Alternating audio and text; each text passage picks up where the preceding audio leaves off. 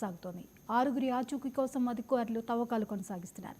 ప్రత్యేక అధికారి శివశంకర్ ఆధ్వర్యంలో తవ్వకాలు జరుగుతున్నాయి.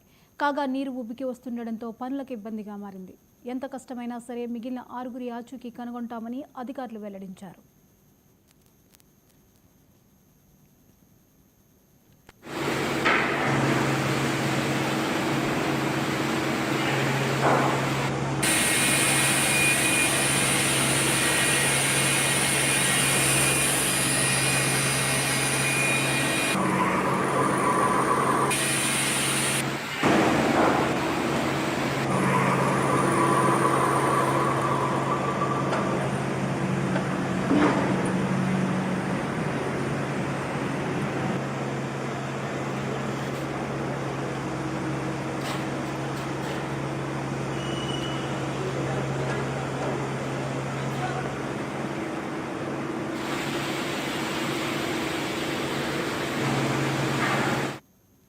మహబూబ్నగర్లోని ఎస్ఎల్బీసీ టన్నెల్లో సర్చ్ ఆపరేషన్ కొనసాగుతోంది. ఆరుగురి ఆచూకీ కోసం అధికారులు తవ్వకాలు కొనసాగిస్తున్నారు.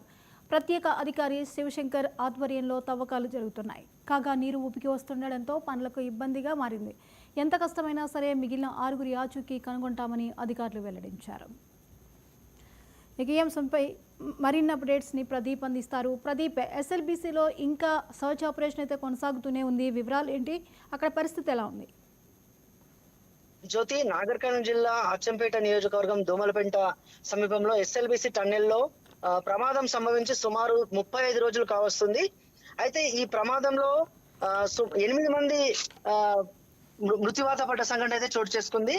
8 మందిలో 6 మంది కార్మికులు, మరో 2 ఇంజనీర్లుగా గుర్తించారు అక్కడ అధికారులు అయితే.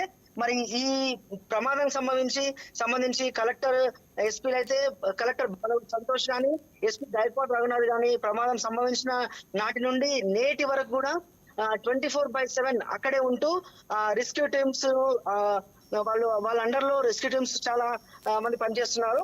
ఈ రెస్క్యూ టీమ్స్ లో చూసినట్టయితే NDRF, SDRF, HYDRAA, navy, army సుమారు 12 టీములు అక్కడ 24/7 పనిచేస్తున్నారు.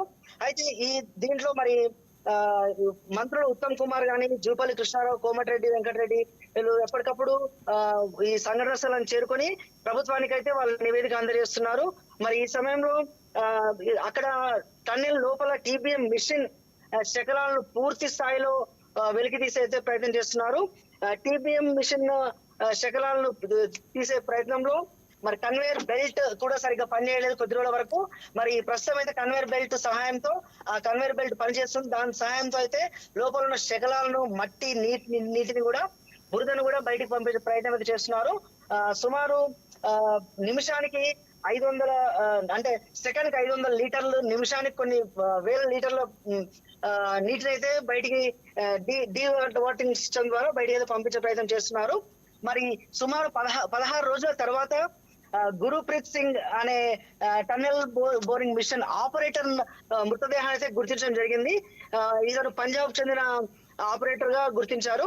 మరి గత వారం రోజుల కిందట జయప్రకాష్ అనే ఉత్తరప్రదేశ్ చెందిన ఇంజనీర్ అయితే మృతదేహాన్ని వెలికితీశారు. ఇప్పటి వరకు 8 మందిలో కేవలం 2 మృతదేహాలు మాత్రం వెలికి తీయడం జరిగింది.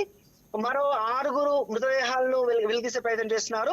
మరి ఇప్పటి వరకు వెలికితీసిన 2కి మాత్రము 2 కుటుంబాలకు అయితే 25 లక్షల ఎక్స్గ్రేషియా ప్రభుత్వం ప్రకటించింది. వారి కుటుంబాలకు చెక్కులు కూడా అందజేయడం జరిగింది. మరో 6 మృతదేహాలు వెలికితీసే ప్రయత్నం చేస్తున్నారు. Jyothi. Right, thank you Pradeep. Okay.